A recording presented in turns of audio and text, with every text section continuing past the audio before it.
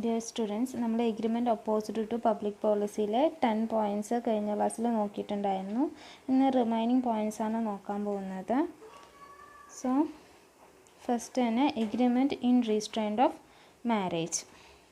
Marriage prevent ചെയ്യുന്ന രീതിയിലുള്ള agreement എന്ന് പറയുന്നത് വോയിഡാണ്. അതായത് ഒരു മാരേജ് ചെയ്യുക എന്ന് പറയുന്നത് ഒരു പേഴ്സൻ്റെ റൈറ്റ്സാണ്, ഇൻഡിവിജ്വൽ റൈറ്റ്സാണ്. സോ അതെല്ലാവർക്കും ഉണ്ട്. അപ്പോൾ അതിനെ പ്രിവെൻറ്റ് ചെയ്തുകൊണ്ടുള്ള എഗ്രിമെൻറ്റ് എന്ന് പറയുന്നത് വോയിഡാണ്. ഇതിലൊരു എക്സാമ്പിൾ കൊടുത്തിട്ടുണ്ട്. എ ബീൻ്റെ അടുത്ത് പറയാണ് എയിനെ അല്ലാതെ വേറെ ആരെയും കല്യാണം കഴിക്കാൻ പറ്റില്ല. ഇപ്പോൾ എ വേറെ കല്യാണം കഴിക്കുകയാണെങ്കിൽ എ ബിക്ക് 2000 റുപ്പീസ് കൊടുക്കുക എന്ന് പറഞ്ഞിട്ടുള്ള എഗ്രിമെൻ്റ് ആണ്. ഇവിടെ എ എന്താ ചെയ്യുന്നത്? ബീനെ മാരേജ് ചെയ്യുന്നതിൽ നിന്ന് പ്രിവെൻറ്റ് ചെയ്തിരിക്കുകയാണ്. സോ എയും ബിയും തമ്മിലുള്ള എഗ്രിമെൻറ്റ് എന്ന് പറയുന്നത് എഗ്രിമെൻറ്റ് ഇൻ റീസ്ട്രെയിൻറ്റ് ഓഫ് മാരേജിൻ്റെ അണ്ടറിലാണ് വരുന്നത്. സോ ആ എഗ്രിമെൻറ്റ് എന്ന് പറയുന്നത് വോയിഡാണ്.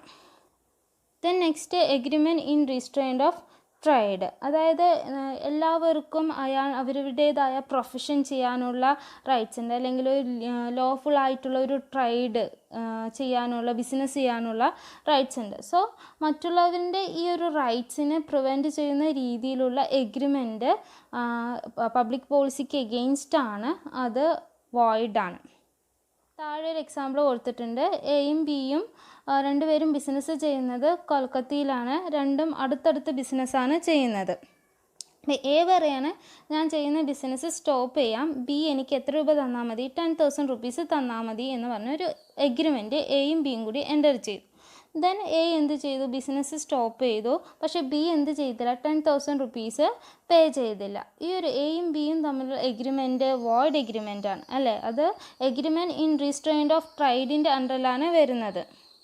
സോ എക്ക് എന്ത് ചെയ്യാൻ പറ്റില്ല? ഈ കോർട്ട് എൻഫോഴ്സ് ചെയ്യാൻ പറ്റില്ല. അതായത് കോടതി പോയിട്ട് ബി എനിക്ക് ക്യാഷ് തന്നിട്ടില്ല, ഞാൻ എൻ്റെ ബിസിനസ് നിർത്തി, പക്ഷേ ബി എനിക്ക് ക്യാഷ് തന്നിട്ടില്ല എന്ന് പറഞ്ഞിട്ട് കേസ് ഫയൽ ചെയ്യാൻ കഴിയില്ല. കാരണം എന്താണ്? അത് ഓൾറെഡി വോയിഡാണ്. കാരണം അൺലോഫുൾ ഒബ്ജക്റ്റ് ആണ്, അല്ലെങ്കിൽ ഒബ്ജക്റ്റ് പബ്ലിക് പോളിസിക്ക് എഗെയിൻസ്റ്റ് ആയിട്ടുള്ള ഒബ്ജക്റ്റാണ് ആ എഗ്രിമെൻറ്റിൻ്റെ. സോ എക്കത് എൻഫോഴ്സ് ചെയ്യാൻ കഴിയില്ല. Then exception to agreement in restraint of trade നോക്കാം. അതായത് എഗ്രിമെൻറ്റ് ഇൻ റീസ്ട്രെയിൻറ്റ് ഓഫ് ട്രേഡിൽ എന്താ പറഞ്ഞിരിക്കുന്നത്? ഒരു പേഴ്സണെ ബിസിനസ് ചെയ്യുന്നതിൽ, അല്ലെങ്കിൽ ഇലീഗലി ആയിട്ടുള്ള ട്രേഡ് അല്ലെങ്കിൽ പ്രൊഫഷൻ ചെയ്യുന്നതിൽ നിന്ന് റെസ്ട്രിക്റ്റ് ചെയ്യുന്ന രീതിയിലുള്ള എഗ്രിമെൻറ്റ് വോയിഡാണ് എന്നുള്ളതാണ് അല്ലേ? അപ്പോൾ അതിൻ്റെ എക്സെപ്ഷൻസ് എന്ന് പറയുമ്പോൾ അങ്ങനെയുള്ള എഗ്രിമെൻറ്റ് വാലിഡ് ആകുന്ന സിറ്റുവേഷൻസാണ് നമ്മൾ നോക്കാൻ പോകുന്നത്. അപ്പോൾ എക്സെപ്ഷൻസ് ഏതൊക്കെയാണെന്ന് നമുക്ക് നോക്കാം. So first one, sale of good വില്ല്. അതായത് ഒരു സെല്ലർ അയാളുടെ ബിസിനസ്സിൻ്റെ ഗുഡ് വില്ല് മറ്റൊരു പേഴ്സണ് സെയിൽ ചെയ്യുകയാണെങ്കിൽ ആ സമയത്ത് സെല്ലറും ബയറും കൂടി ഒരു എഗ്രിമെൻറ്റ് വെക്കണം.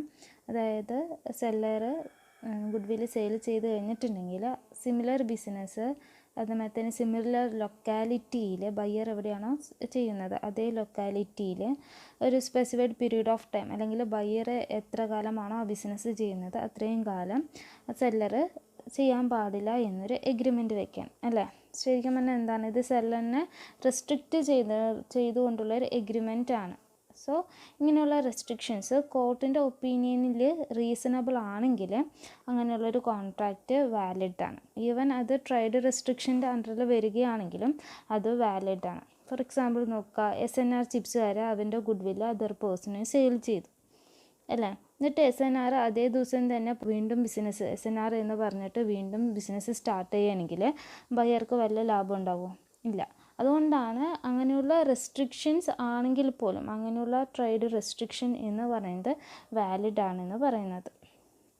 Okay, next partners agreement. അതായത് ഒരു ബിസിനസ്സിൽ പാർട്ട്ണർ ആയിരിക്കുന്നിടത്തോളം കാലം ആ പാർട്ട്ണർക്ക് മറ്റൊരു ബിസിനസ് ചെയ്യാൻ പാടില്ല.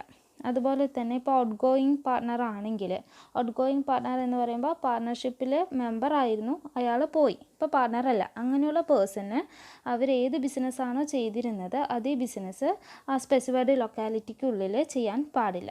അങ്ങനെയുള്ള ട്രേഡ് റെസ്ട്രിക്ഷൻസും എന്താണ്? വാലിഡാണ്. ദെൻ ട്രേഡ് കോമ്പിനേഷൻസ് എന്ന് പറയുമ്പോൾ പബ്ലിക് നമ്മൾ ഒരേ രീതിയിലുള്ള ഒരേ ബിസിനസ് ചെയ്യുന്ന ആൾക്കാരുടെ ഒരു ഓർഗനൈസേഷൻ അല്ലെങ്കിൽ അസോസിയേഷൻ. അവരെന്താ ചെയ്യുന്നത്, നമ്മുടെ ബിസിനസ് എപ്പോൾ ഓപ്പൺ ചെയ്യണം, എപ്പോൾ ക്ലോസ് ചെയ്യണം, അതുമാതിരി തന്നെ ലൈസൻസ് എങ്ങനെ ആയിരിക്കണം, നമ്മുടെ ഡീലേഴ്സിനെ സൂപ്പർവൈസ് ചെയ്യുക അല്ലെങ്കിൽ അവൻ്റെ കൺട്രോൾ ചെയ്യുക, അങ്ങനെയുള്ള കാര്യങ്ങളാണ്. അത് പബ്ലിക് ഇൻട്രസ്റ്റിന് വേണ്ടിയിട്ടാണ്, അല്ലെങ്കിൽ പബ്ലിക് പോളിസിക്ക് എഗെയിൻസ്റ്റ് ആയിട്ട് അത് വരുന്നില്ല. അതുകൊണ്ട് അങ്ങനെയുള്ള ട്രേഡ് കോമ്പിനേഷൻ എന്ന് പറയുന്നത് വാലിഡ് ആണ്. ദെൻ നെക്സ്റ്റ് സർവീസ് കോൺട്രാക്റ്റ് എന്ന് പറയുമ്പോൾ ഒരു പേഴ്സൺ ഒരു എംപ്ലോയറിൻ്റെ അണ്ടറിൽ വർക്ക് ചെയ്യുന്ന ആളാണ്. അയാൾ എന്ത് ചെയ്യാൻ പറ്റില്ല, മറ്റൊരു പേഴ്സണിന് വേണ്ടിയിട്ട് അതേ ടൈമിൽ വർക്ക് ചെയ്യാൻ പാടില്ല. ഓക്കെ, എന്തുകൊണ്ടാണ് അങ്ങനെ പറയുന്നത്, അതായത് എക്സിസ്റ്റിംഗ് എംപ്ലോയറിൻ്റെ എല്ലാ കോൺഫിഡൻഷ്യൽ ഇൻഫർമേഷനും എംപ്ലോയിക്ക് അറിയാം അല്ലേ. അപ്പോൾ എംപ്ലോയി വേറൊരു ബിസിനസ് അല്ലെങ്കിൽ വേറൊരാൾക്ക് സർവീസ് പ്രൊവൈഡ് ചെയ്യുകയാണെങ്കിൽ അത് എക്സിസ്റ്റിംഗ് എംപ്ലോയറിനെ കോമ്പീറ്റ് ചെയ്യുന്ന രീതിയിലായിരിക്കും. ഓക്കെ, അങ്ങനെ എക്സിസ്റ്റിംഗ് എംപ്ലോയറിനെ കോമ്പീറ്റ് ചെയ്യാത്ത രീതിയിലുള്ളൊരു എഗ്രിമെൻറ്റ് അല്ലെങ്കിൽ ഒരു സർവീസസ് ആണ് പ്രൊവൈഡ് ചെയ്യുന്നതെങ്കിൽ ആ കോൺട്രാക്റ്റ് വാലിഡാണ്. സോ ഇത്രയാണ് exception to the agreement in restraint of trade, that is in case of sale of goodwill, partners agreement, trade combinations and service contract. Then next agreement opposite to public policy എന്ന് പറയുന്നത് agreement to defraud creditors or revenue authorities. അതായത് ഒരു agreement ക്രെഡിറ്റേഴ്സിന് cheat ചെയ്യാൻ വേണ്ടിയിട്ട് അല്ലെങ്കിൽ revenue അതോറിറ്റീസിന് cheat ചെയ്യാൻ വേണ്ടിയിട്ടാണെങ്കിൽ അങ്ങനെയുള്ള agreement എന്ന് പറയുന്നത് പബ്ലിക് പോളിസിക്ക് എഗെയിൻസ്റ്റ് ആണ്. ദെൻ എഗ്രിമെൻറ്റ് ടു ക്രിയേറ്റ് മോണോപോളീസ്, രണ്ട് പാർട്ടീസ് തമ്മിലുള്ള എഗ്രിമെൻറ്റ് മോണോപോളി ക്രിയേറ്റ് ചെയ്യാൻ വേണ്ടിയിട്ടാണെങ്കിൽ അങ്ങനെയുള്ള എഗ്രിമെൻറ്റ് എന്ന് പറയുന്നത് പബ്ലിക് പോളിസിക്ക് എഗെയിൻസ്റ്റ് ആണ്. സോ ഫോർ എക്സാമ്പിൾ പറയുകയാണെങ്കിൽ രണ്ട് സപ്ലയറും കൂടിയിട്ട് ഒരു എഗ്രിമെൻ്റാണ്. അവർ രണ്ടുപേരും കൂടി ഒന്നിച്ചിട്ട് ഒറ്റ കമ്പനി ആയിട്ട് എന്ത് ചെയ്യാം, ഗുഡ്സ് സപ്ലൈ ചെയ്യുക എന്നുള്ളത്. അങ്ങനെ ഒരു കമ്പനിയായി ഗുഡ്സ് സപ്ലൈ ചെയ്യുകയാണെങ്കിൽ അവിടെ മോണോപോളി ക്രിയേറ്റ് ചെയ്യാൻ പറ്റും. സോ അങ്ങനെയുള്ള എഗ്രിമെൻ്റ് എന്ന് പറയുന്നത് പബ്ലിക് പോളിസിക്ക് എഗെയിൻസ്റ്റ് ആണ്. Then agreement not to bid, അതായത് നമ്മൾ ഓപ്ഷൻ സെയിലിൻ്റെ കേസ് വരുമ്പോഴാണ് ഇത് വരുന്നത്. ഓപ്ഷൻ സെയിൽ എന്ന് പറയുമ്പോൾ ലേലത്തിൽ സാധനങ്ങൾ നമ്മൾ വിൽക്കുക. അപ്പോൾ അങ്ങനെ ലേലം നമ്മൾ വിൽക്കുന്ന സമയത്ത് ഒരു പാർട്ടി മറ്റൊരു പാർട്ടിയായിട്ട് എഗ്രിമെൻറ്റ് നടത്തുകയാണ്. അതായത് ലേലം വിളിക്കുന്ന സമയത്ത് നമ്മൾ ബിഡ് ചെയ്യരുത് എന്ന് പറഞ്ഞ് എഗ്രിമെൻറ്റ് ഇട്ടായിരിക്കുകയാണെങ്കിൽ അങ്ങനെയുള്ള എഗ്രിമെൻറ്റ് എന്ന് പറയുന്നത് വോയിഡാണ് അല്ലേ. അപ്പോൾ ഇങ്ങനെ ലേലം വിളിക്കുന്ന സമയത്ത് ആരും ബിഡ് ചെയ്യാതിരുന്നിട്ടുണ്ടെങ്കിൽ ആ പാർട്ടി ആർക്ക് വേണ്ടിയിട്ടാണോ ആരുടെ പ്രൊഡക്റ്റാണോ സെയിൽ ചെയ്യുന്നത് അവർക്ക് ലോ പ്രൈസിൽ അയാളുടെ പ്രൊഡക്റ്റ് സെയിൽ ചെയ്യാൻ പറ്റും, അല്ലെങ്കിൽ അയാളുടെ പ്രോപ്പർട്ടി സെയിൽ ചെയ്യാൻ പറ്റുള്ളൂ. സോ അങ്ങനെയുള്ള എഗ്രിമെൻറ്റ്, അതായത് എഗ്രിമെൻറ്റ് നോട്ട് ടു ബിഡ് എന്ന് പറയുന്നത് പബ്ലിക് പോളിസിക്ക് എഗെയിൻസ്റ്റ് ആണ്. Then agreement waiving and illegality, അതായത് ഒരു പേഴ്സൺ വൈവ് എന്ന് പറയുമ്പോൾ നമ്മൾ വോളണ്ടറിലി ഫോർഫീറ്റ് ചെയ്യുന്നതിനെയാണ് നമ്മൾ എന്ത് പറയുക, അല്ലെങ്കിൽ വിഡ്രോ ചെയ്യുന്നതിനെയാണ് നമ്മൾ വൈവിങ് എന്ന് പറയുന്നത്. അപ്പോൾ എഗ്രിമെൻറ്റ് വൈവിങ് ആൻഡ് ഇല്ലീഗാലിറ്റി, അപ്പോൾ ഇല്ലീഗാലിറ്റി അല്ലെങ്കിൽ ഇമ്മോറാലിറ്റി വൈവ് ചെയ്യുന്ന രീതിയിലുള്ള എഗ്രിമെൻറ്റ് എന്ന് പറയുന്നത് പബ്ലിക് പോളിസിക്ക് എഗെയിൻസ്റ്റ് ആണ്. Then other agreements opposite to public പോളിസിയിൽ രണ്ടെണ്ണം വരുന്നുണ്ട്. And agreement to defraud creditors, ഇത് ഓൾറെഡി നമ്മൾ ഡിസ്കസ് ചെയ്താണ് 13th പോയിൻ്റ് ആയിട്ട്. Then an agreement to influence election to public office, അതായത് എലക്ഷൻ സമയത്ത് പബ്ലിക് ഓഫീസേഴ്സിനെ ഇൻഫ്ലുവൻസ് ചെയ്യുന്ന എഗ്രിമെൻറ്റ് എന്ന് പറയുന്നത് പബ്ലിക് പോളിസിക്ക് എഗെയിൻസ്റ്റ് ആണ്. So agreement opposite to public പോളിസിയാണ് discuss ചെയ്തുകൊണ്ടിരിക്കുന്നത്. അബൌട്ട് 17 പോയിൻറ്റ്സ് നോക്കി. That is agreement for trading with the enemy, agreement to commit a crime or to indemnify a person for his criminal act, agreement interfering with the course of justice, agreement for stifling prosecution, then agreement of champerty and maintenance, then agreement restraint of legal proceedings, അതിൽ തന്നെ agreement restricting enforcement of rights and agreement curtailing period of limitations. Then agreement for sale of public offices, titles, appointments. Then agreement in restraint of parental rights, agreement restraining personal liberty, agreement for marriage brokerage, agreement in restraint of marriage. Then agreement in restraint of trade. അതിൻ്റെ exceptions നമ്മൾ ഇന്ന് നോക്കി. Then agreement to defraud creditors or revenue authorities, agreement to create monopolies, agreement not to bid, agreement waiving an illegality.